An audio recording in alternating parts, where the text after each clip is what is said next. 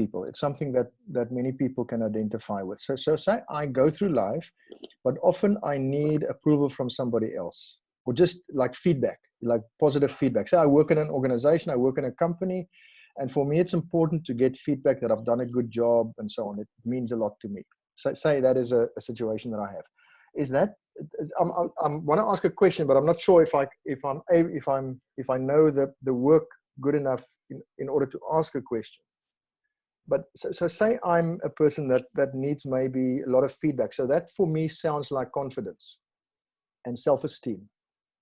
Is that something that you knowing the work can pull through to a emotion that I have, that I can identify and that I can dissolve or resolve with this work that Rinpoche has done? Are we meeting each other? Does it make sense what I'm asking you? I don't know. Okay, no, but then it's not a good question. No. For a common person like me, I always need baggage, so that I can, like this, so I feel comfortable because I have something here. So you need somebody like this in your life. When you're a child, you have your parents. You see, whenever you face problem, emotional or physical problem, you have, something to lean against, and you feel comfortable. And I didn't have this when I was, I lost my parents, and then as an orphan, then in school, 10 years, orphanage, TCV. And then I was a monk.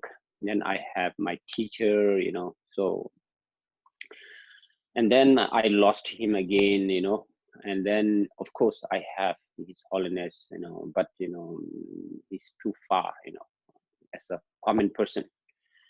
So, and now recently, I found one, and now I feel really, comfortable whenever I have, especially questions on, deep questions, profound questions. I just send message, and I always get, and his consort also.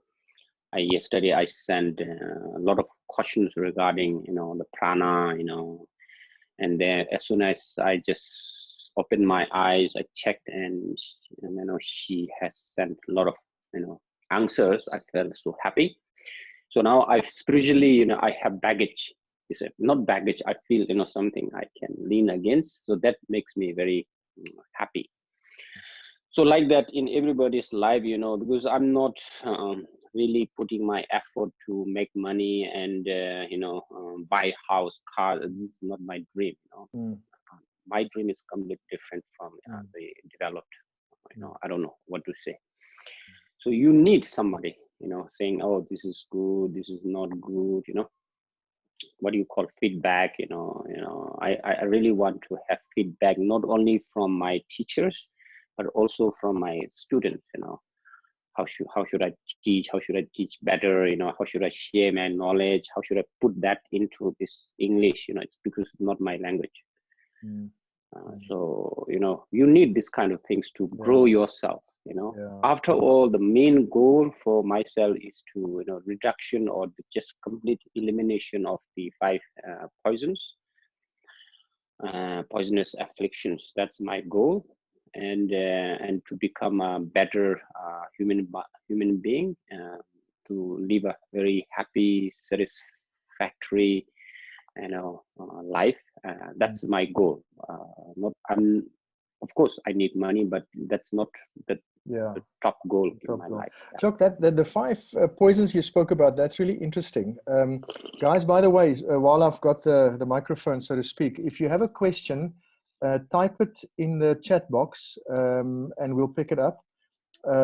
Chok, there's a question here. How did you cope in the time you didn't have someone with you? So can you talk about loneliness, and how do you cope, especially when you were a little boy? I know you were at TCV and the boarding school and so on in your extended family, but talk about loneliness and also the 5 poisons. It'll be interesting. Just quickly whip through them, highlight them for us, and give us an example of how one can hope to approach to diffuse some of them, or one of them, or where do one start? Loneliness, you see, when I was when I lost my dad, you see, I never felt lonely. You know, I was a very mischievous boy. Funny, having a lot of fun. I never actually miss my dad, but I don't remember my mom because she passed away. And I was very little, so I don't remember anything about her. But sometimes I remember my dad's thing, but it's nothing. Then I was in, like orphanage, TCV. It's always, you see, kids, I never felt lonely. You always, you see, it's same, I never felt lonely. But one time in 1995, when I went to Tibet and when I come back, I was in the custody for 10 days, you see. That time I felt a little lonely, first experience in a prison, not a prison, it's a custody. 10 days, I think. A little bit lonely. Then I tried to do meditation. It helped me at that time because I didn't know how to do it, maybe. Otherwise, I hardly feel lonely. I'm always, you see, trying to do something. I actually like to stay here. If nobody there, it's better for me. I can read, I can study, I can do so many things myself. I never feel lonely. Now, with regard to the 5 poisons, Chok, we sorry, call poison afflictions, sorry, I want to stop you there. There's Oh. in the English language, there's a difference between loneliness and being alone. So, I mean, you are not only okay to be alone, you are not alone because people can be people can be with lots of people, but still feel lonely. The fact that there's people around Yes. you doesn't make you not feel lonely.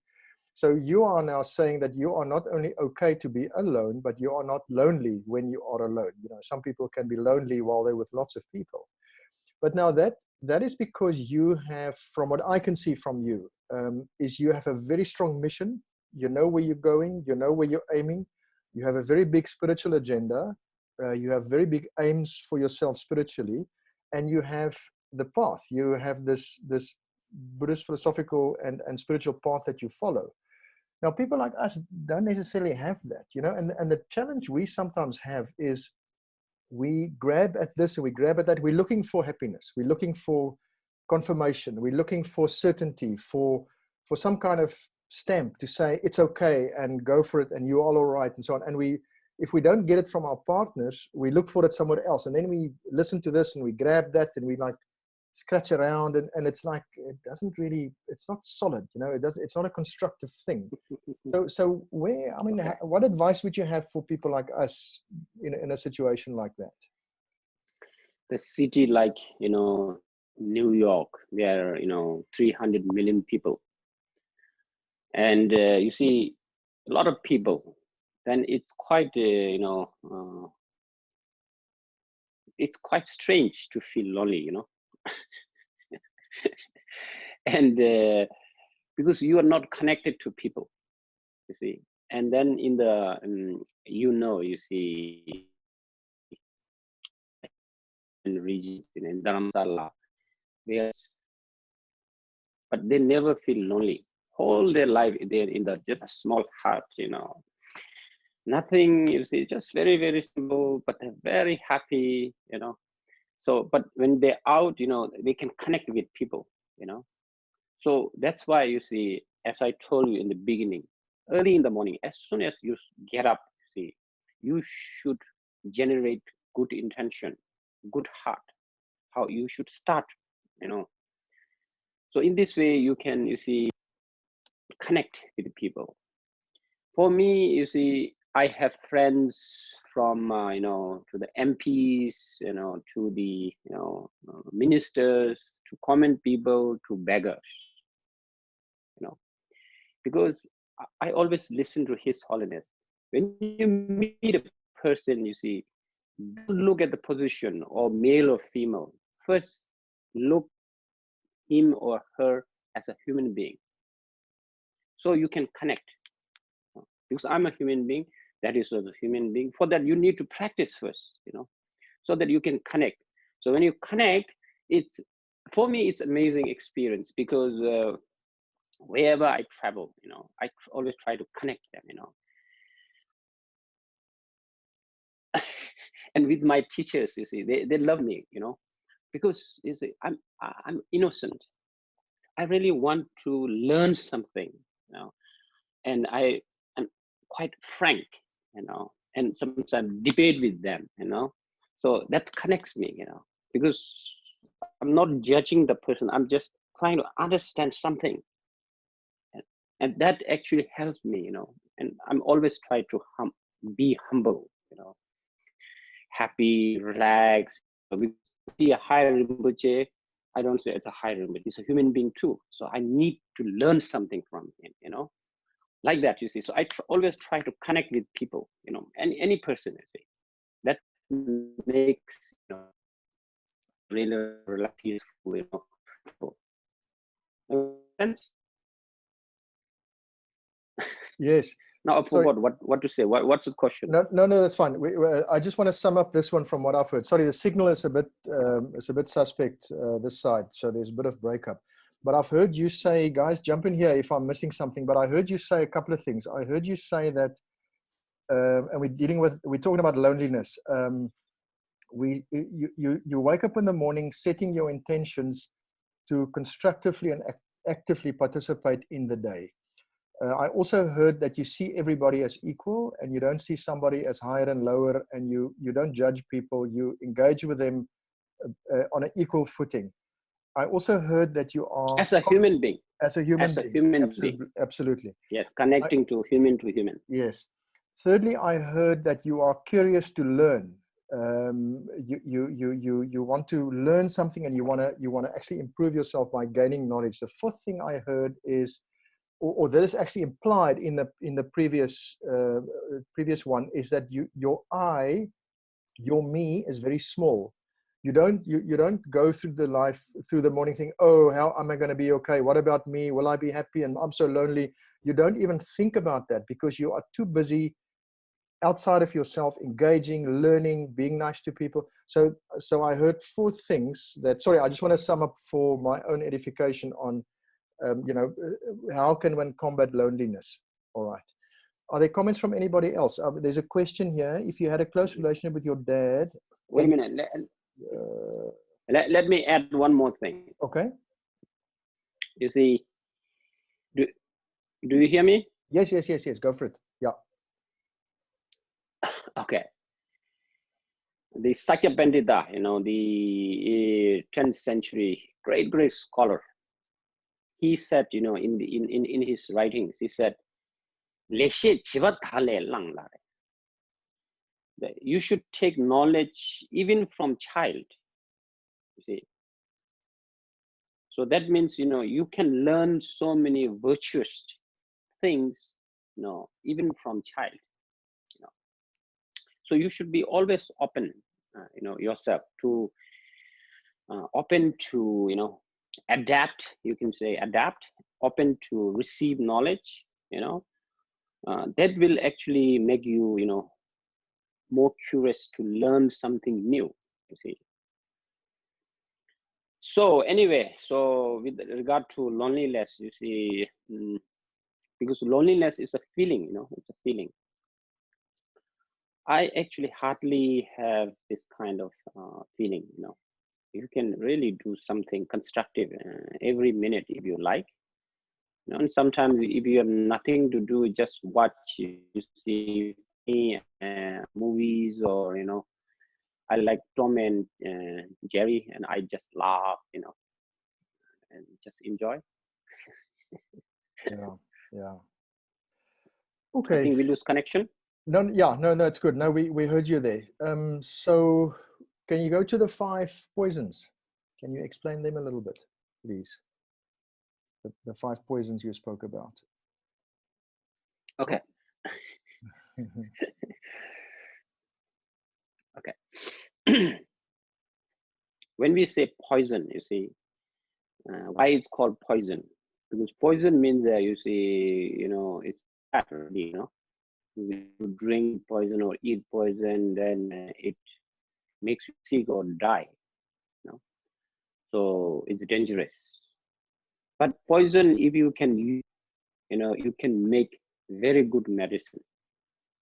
So how do you use the poison? But in general, you see, that which afflicts, that makes you turmoil, that makes you unhappy, these emotions are called afflictive emotions. And among them, five, actually it's three, we call it three root poisonous afflictive emotions. And then we add two more, and then it becomes five poisonous afflictive emotions. So first is the chak, it's a desirous attachment. Shedang, which is a hatred. She means from the heart, from the deep within. Dang means dislike, so it's a hatred. Deja shedang. Timuk, which means it's not knowing the reality, so it's more ignorance. Deja timuk.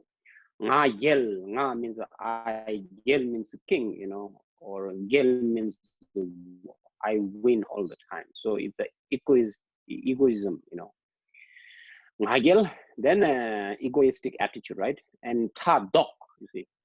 Tadok is jealousy. Tibetan word tak means the shoulder. Dok means, you see, dokpo means very difficult. It's not open. So when you're into the crowd, you cannot go openly, you see. So you have to use like this, So Tato is a jealousy. When you have a jealousy, then you cannot, move freely, you see, like that. So these five are called the five afflictive, poisonous afflictive emotions that we usually have this all the time, and that really afflicts to make us unhappy. And they are related with the five elements. They are related with the five poison, primary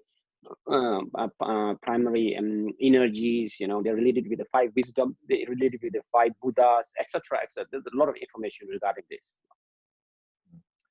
So if I would, I mean, is it possible for you to explain if I was to take one of them? Can you pick one of them? Maybe something like desire or superiority or jealousy, or even not knowing, and explain how one would go about tackling that. How would I try and dissolve one of those?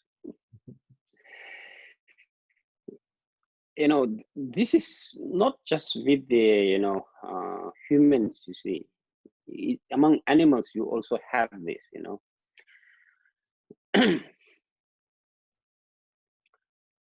It's nothing to do with religion. You see, this is an emotion. Whether you're Christian or Buddhist or doesn't matter, you have this all the time. So how to tackle this is very, very detailed in the Buddhist science and philosophy. Okay, and that's why we should study, being a Christian, but you can continue to study how to tackle and use that as a tool, being a nice, genuine, staunch Christian, but you can use this tool to fight these emotions, so it's not against any faith, or no faith is fine, because emotions are there all the time. So how to face? We have many, many ways. I already told you, is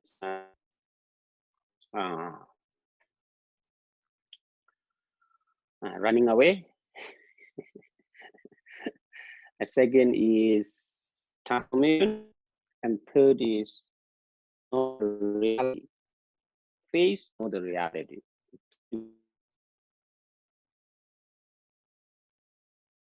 We talked last time, right? A little bit about that. Yes, we did. Yes, yeah, we did. Sorry, the signal is quite bad. It's running away, ignoring it, and then tackling it head on, or running away and transform it. Transform it. Yeah. For example, desirous attachment. You run away, or you transform it, or you can look at it and know the reality. So there are three ways to, fight against these emotions. Guys, are there questions from you? Let's hear. Is there Marika, Cornell, have you got any questions there at your side? Janita, Beth? Yes, Marika, go for it. I've unmuted you. Hi, Dr. Chok. Thank you for your time. So if you have if you really keep yourself constructively busy, you practice every day, there won't be these emotions coming up. Do I understand it correctly? Okay, very good.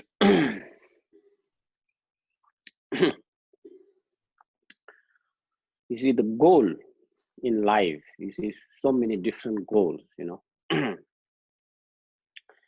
and to achieve that goal, you need to start practicing, right? And slowly, for many years, and then these, you can achieve these goals. If you want to become a doctor, you have to work very hard, and it takes years and years to become a doctor. If you become a surgeon, brain surgeon, so many years to study. So you put a lot of effort, and then you become surgeon, brain surgeon. Yeah, like this. What is your goal? The goal is important. So based on your goal, there are rules. As I said in the previous, there's some rules to follow. Nobody is forcing you to do that, but if you really want to, reach that goal, there are rules to follow. That's a discipline, Chok, sorry, so that's Chok, sorry to interrupt you here. I just want to, while you talk about goals, often we think goals are external, like I want to achieve something or get a raise or a job, but it can also be internal goals, like I want to deal with loneliness, I want to deal with grief, I want to deal yes, with so the yes, goals are not only external things. Appreciate that if we are sitting with guilt or with loneliness, that could be a goal, how to deal with that. yes, I agree. So you see, just add information. I usually say goal is not the happiness, that goal, your happiness, you see, it's there. So when I reach, well, I'll be happy, no. The path should be also happy. Every step you take should be happy, satisfactory, so that even if you don't reach the goal, but you see, you're always happy all the time. So go to just happiness is not just the goal, but also in the path.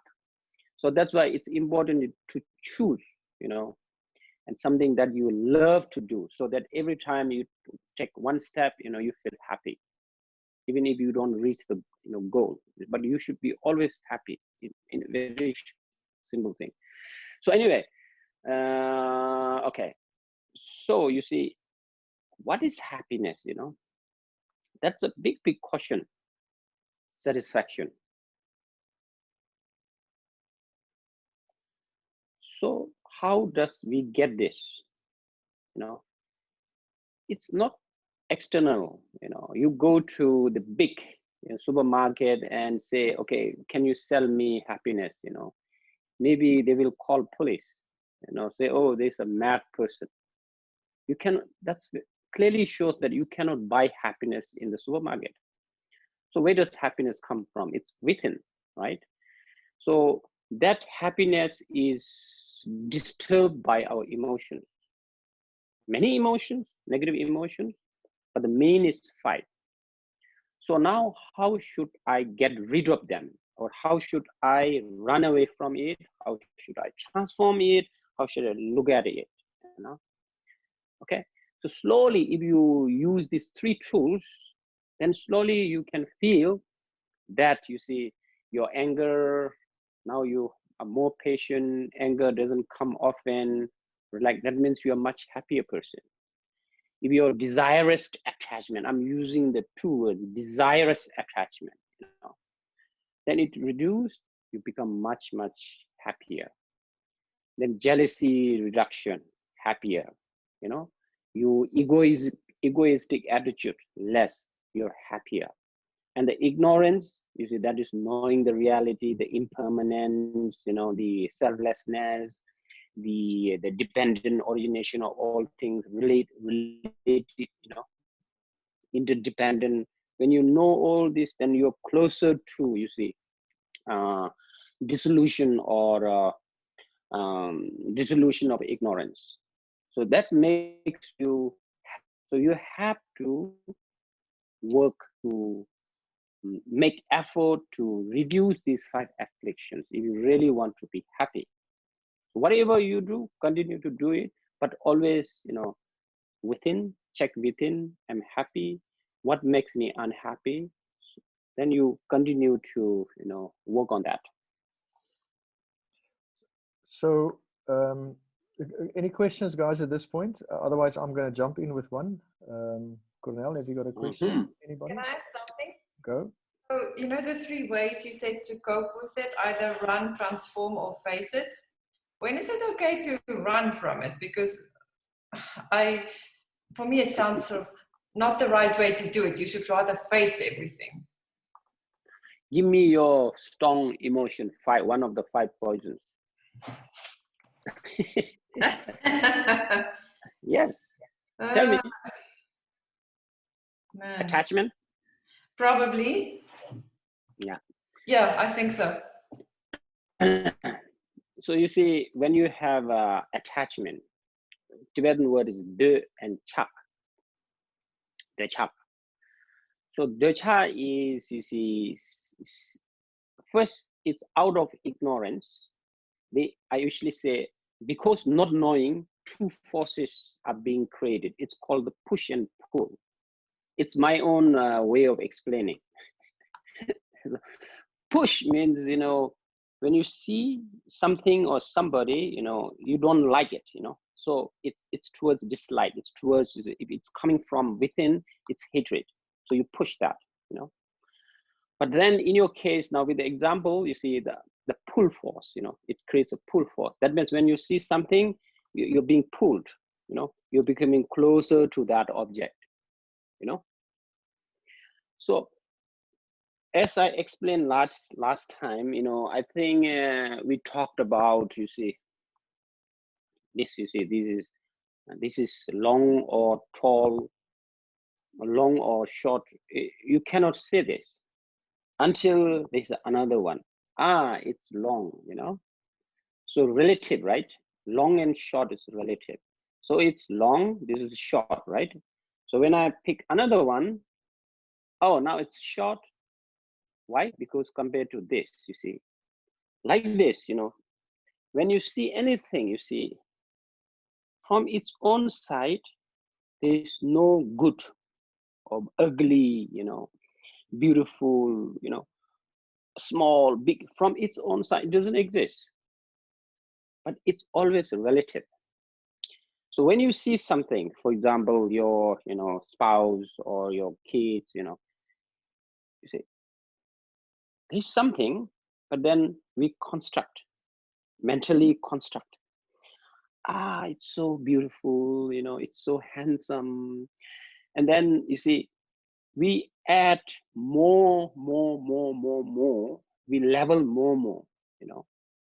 So whatever that person does, you feel, you know, it's so beautiful. Why? Because of, you know, mental construct. But in reality, is it that person or, you know, a thing as beautiful or as ugly as you mentally construct? No. Right? So that's interesting, right? Yeah. So now, how should you run away? For example, if you have too much that makes you suffer, you know, usually, you know, let me just put it another way. In Tibet, you see, we have a pack, you know, and we have calf, you know, calf, and there is the rope. So then we put the so that the calf will not drink all the mother's milk, you know. So you pack, okay. So what happens? the carb goes round, round, round. The rope becomes shorter, shorter, shorter, shorter, and then you stuck. That's exactly the example for attachment. When you have a strong attachment to something, then you're always, you see, your mind is always there. So then you become closer, closer, closer, closer, and you get stuck. And you lose all the freedom, you know. So that's why the pack is the object, and the carb is you, and the rope is the attachment. Am I making sense? Okay. So not to, yeah, so not, yes, yes. So sorry to interrupt you. So we're talking about desire, how to dissolve desire as one of my mental poisons. So say I am mad about shoes. I like a particular range of shoes, and I've got already 3 pairs, and I'm going to buy another one that's very similar, but it's slightly different, and it makes me feel a little bit better. So I'm really attached to these shoes. So how do I manage that? Because we're talking about desire. We have 2 shoes, yeah, or 3 shoes, 40 pairs of shoes, you see, but you have only 2 feet, and usually you don't use all the shoes, you know. So why you need to have so many shoes? Maybe one for climbing, one for running, one for gym. Well, it makes sense, you know, but is it necessary? And you're in Africa, around you, there's so many people without shoes. Why don't you give? Why are you spending so much money on your shoes? You see, when you see other human beings who have, you know, forget about wearing shoes. They do not have enough. You see, they are also human beings. You see, so this is a complicated question. So let's go back to attachment. Now, if you are, you know, strong attachment, and then it really bothers you, you know, makes you unhappy, just temporarily, maybe just go away, run away, physically run away from that, you know.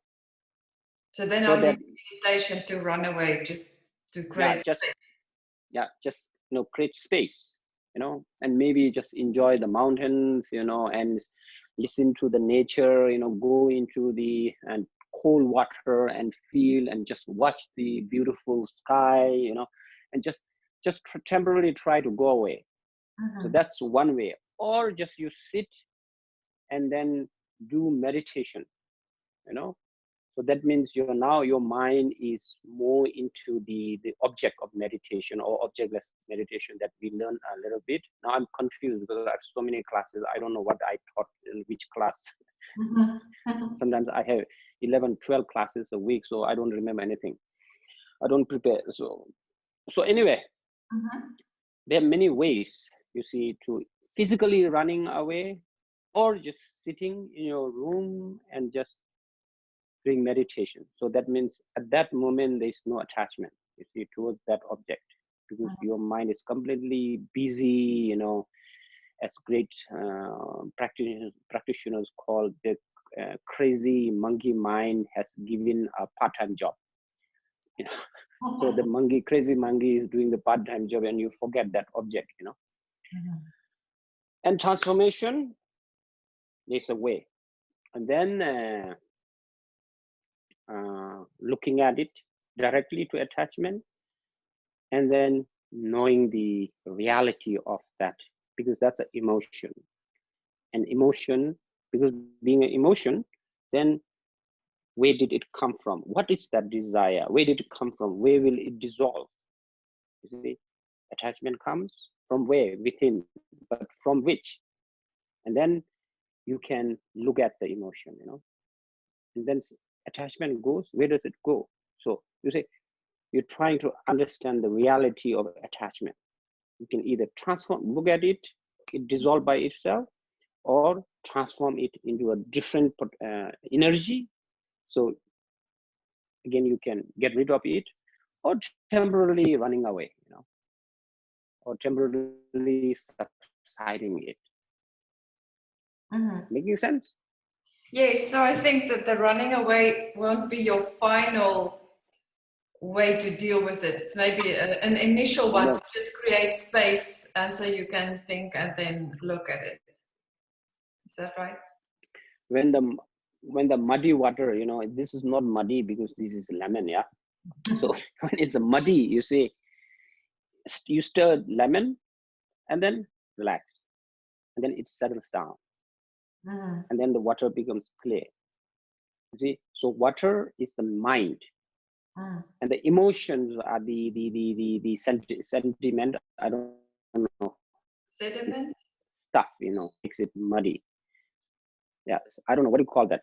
Sentiment. Okay. I think so. So when you let the mind, body still and mind, then mind automatically becomes settled. You know, so that's temporary. But if you stir again, it will come back. Yeah. So that's a temporary. So this what we call the single pointed meditation, you cannot actually get rid of all the negative emotions, because temporarily you can, you know, make it calm and relax. But in order to get rid of it, you need wisdom, and that wisdom, the final ultimate wisdom, is the wisdom that knows the reality, final reality, the ultimate truth, that is emptiness. That will get rid of all the negative emotions like that. Okay. And then if you go further into the Chandra, then not only that attachment, we can use attachment as the tool to destroy itself. So that's a transformation, you know. It's very, very powerful also. So we have so many methods. Okay. Yes, thank you. Pleasure. Next question or discussion, criticism. Chok, there was a question about stages of meditation. I don't know if I've asked you that before, because we had so many sessions, and I know we touched on it before, but in some of the literature they refer to 9 stages of meditation. Can you comment on that? In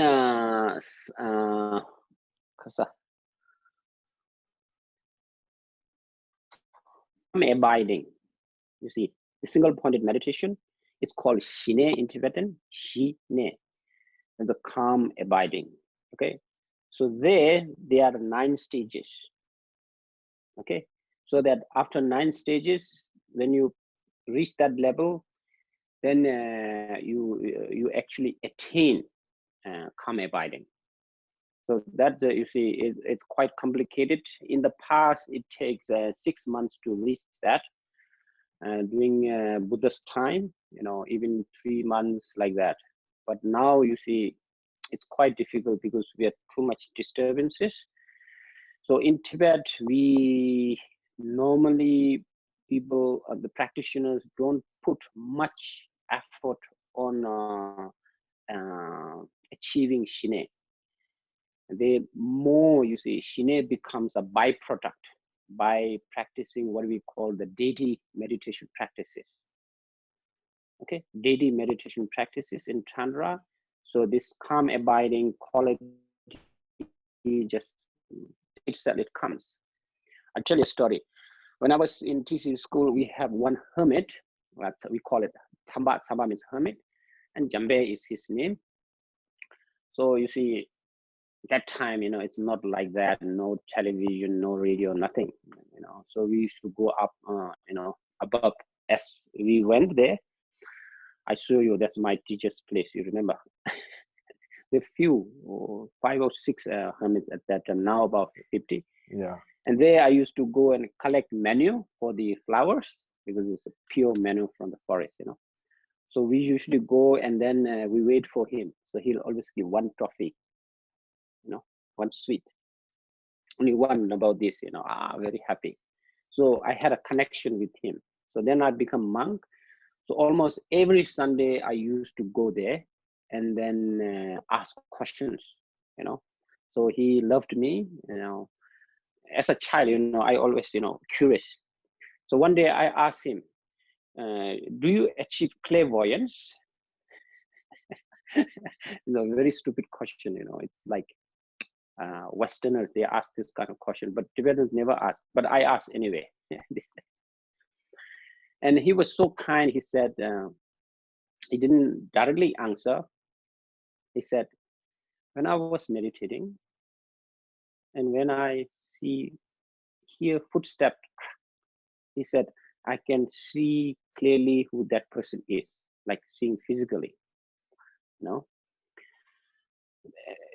Wow, it's a wow for me, because I had nothing, no idea. I was just a beginner in the studies.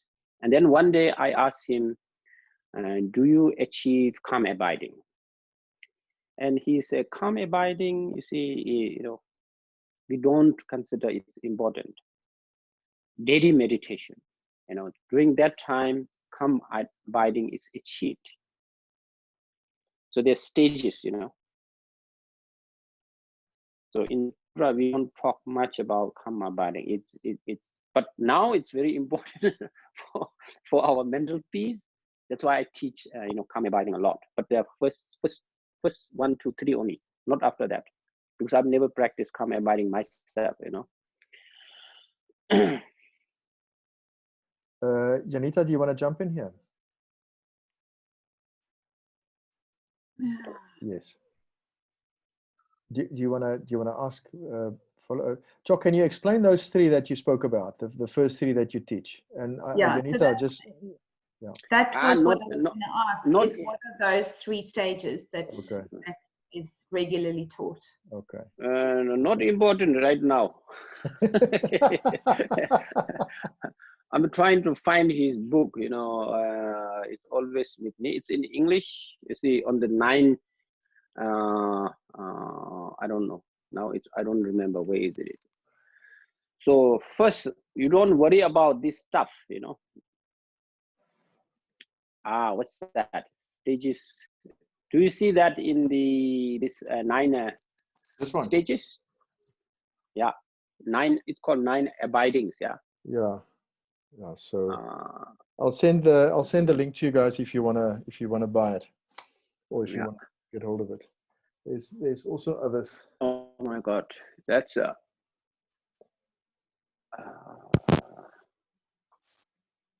so first, right now it's not so important, better you practice simple things. It's better.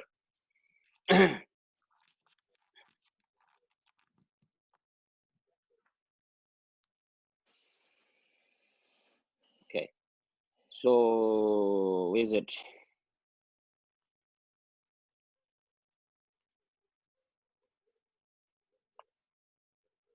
So in English, okay, it's called 9 stages or 9 mental abidings. So first is Sem Jogpa. That means in a single pointed, you see, so if you use the breath, you see, counting the breath, yeah?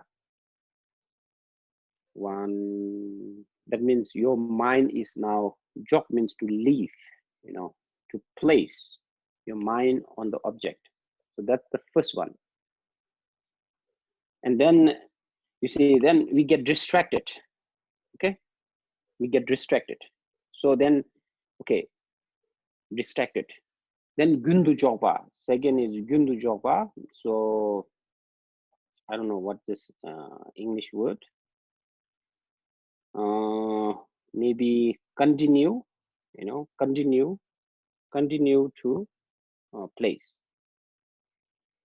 Then you lose your mind and bring it back. Okay, so these first 3.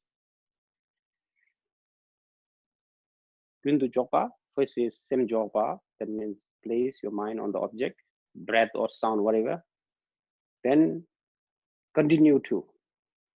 Then you lose, again bring it back. So these, first you practice this. Any single calm abiding practices, or single pointed meditation, when we see whether it's object or without object, 1, 2. So you're placing your mind. Maybe you lose. Okay, continue to do that. Again, use completely. Bring it back. So these 3 first steps. So what's the translation? Did you see any translation? No, I'm. So let me put. No, there's Janita. There's another one by Alan Wallace where he talks about it in a lot of detail. Have you got that one? Do you know that one? Yeah, it's where he talks about the 9 stages. Let me just get a copy here.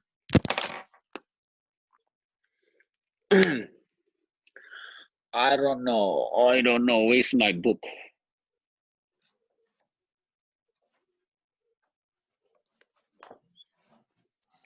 Because it's we call Gain Lamrimpa. So because he has achieved calm abiding and he went to in 80s, 90s, and then he stayed there for 3 years, I think. So some people actually reached the 6th stage, you know. He was sent by His Holiness Dalai Lama. So his book on calm abiding is published by the Library of Tibetan Works and Archives. So there you can read that. Sorry, Chok, really I missed that. Which one is that? Which book is that? It's called Calm Abiding. Yeah, by who? By Lamrim.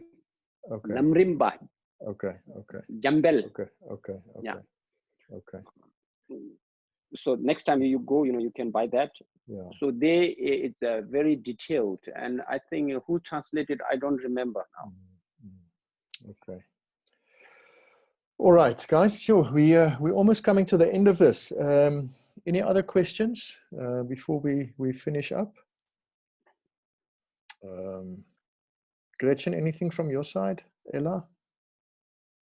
Yeah. Any questions? Marianne? Oh, Marika, yes. Let me just unmute you. Yes, Marika. I want to know. I've started with Tai Chi and Qigong very much in the early stages of it, but really enjoying it. But sometimes it makes me feel very dizzy. It's almost like there's too much energy. Is there an explanation for it, or is it just? I'm started to learn Tai Chi, but then due to COVID-19, I couldn't continue. I went just 3 classes. After that, no. So I have no experience. What happens? You say tired. What do you mean by tired? Because when you sit, on one sitting, of course, because you see, that's the foundation, and you can sit for many hours. Of course, you get tired. But what when you talk about energy, what do you mean by that? Physically, you become very tired. It makes me dizzy. I feel the whole day as if and if I don't do it, I don't feel like that. It's just a funny feeling. Why every time I do that, I feel like that?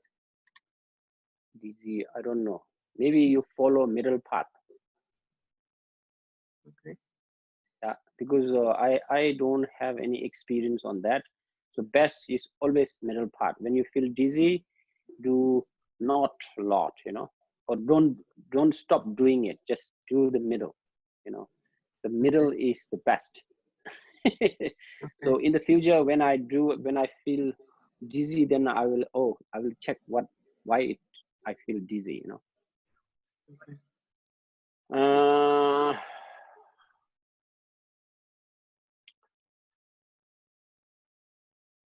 I don't know now what to say.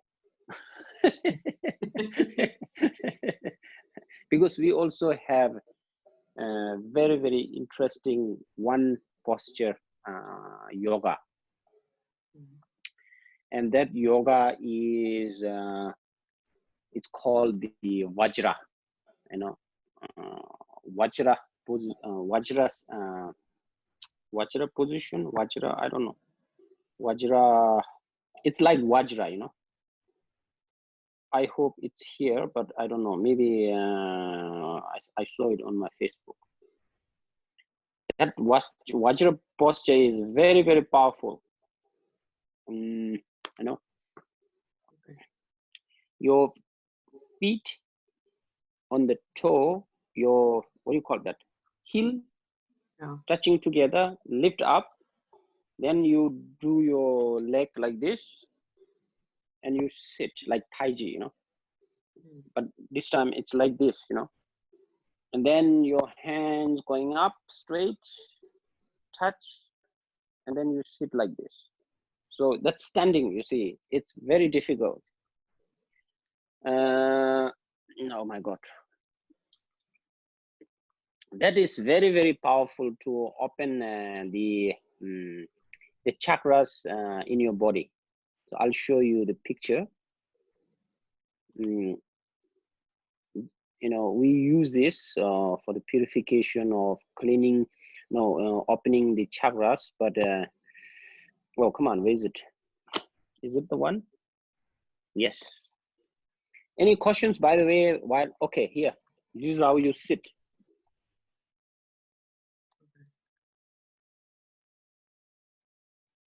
Sure, that looks like very difficult to maintain. So I'm sort of standing on my toes, almost. Yes, and you first start with 20 seconds. There's a lot of visualization, but just no visualization because, you know, just for the health. It's up. It's from Pip Dalai Lama, you know, in his teachings. So you sit, relax. Don't close your eyes, you know, focal point somewhere, and then you sit 20 seconds, you know, and relax. So you can slowly build, like to 1 minute, it starts shaking, you know, shaking. It's good sign because now it's opening. So if you can slowly improve like 3 minutes, you know, then you will have a very interesting experience. Very simple. So because in Tai Chi, position is very, very important, you know, but for that you need many months of training. It's all about training, you know, it takes time. Even to grow a flower, it needs, you know, months. Good. Okay, sure. We've come to the end of our time. Amazing. Okay. Yes. So you see, in interest, you know, let me know in advance what your interests are. You know, it's just friendly discussion. You know, we can have one class a week. It's fine. Yeah. Now, when will the lockdown finish? We don't really know. Tonight we're hearing what the lift. We've got a plan to lift it, but there's 4 or 5 stages, and tonight apparently we're going to hear what it's going to be like, and we think that depending on where you are in the country, we will be affected differently. So some people may move to level 3 or 4. I don't know, and some areas may even stay on 5. So we don't know. But they're going to announce today what is the plan for the lifting in South Africa. So by Tuesday next week, or what was Monday? It's a holiday. Yeah, by Tuesday, no, by Monday, some businesses will go back. Some people maybe go back. We don't really know. So it's a good news. But here, you see, you never know when we will get, you know, COVID-19. You see, you know, I may get sick, even though my immune system is very strong, but you never know. You know, it comes from, you know, even from food stuff, you know. So, but I'm ready to accept my karma. Good. Chok, for next time, are you able, there's a question here on Kundalini, and maybe we can't go into it now, but are you able to talk about Kundalini next time? It's not Tibetan, is it? Kundalini and Tumo, you see, is a connection. Okay. I don't know much about Kundalini, but I know a little bit about Tumo. We can talk about Tumo, and it's fine. Okay. Yeah. So read more on Tumo. All right. You know, TUMMO, Tumo, on online, Okay. and then raise questions. You know. All right. Then I'll talk from the Buddhists, especially you know in Naruchuduk, 6 yogas of Naropa. Okay. All right. So let's do that for next week. Let's make it for next Wednesday. The homework is we reach up on Tumo, and we're going to do that. And the 6 of Naropa, the 6 yogas, the 6 yogas of Naropa. Okay. All right. Then I'll teach you one exercise for Tumo. Okay. Are you guys, can you see that, all of you, can you see the messages in the text box? So just make a note of that. And then that is the homework and the prep for next Wednesday. Okay. Thank you, Chok. Bye-bye. Thank you very much. Cheers, everybody. Thank you. Cheers. Bye-bye. Yes, have a nice day. Cheers. Thank you. Have a good night. Yes, you too, man. Bye. Thank you, Chok. Bye-bye. Bye. Thank you. Thank you. Bye. Thanks. Cheers.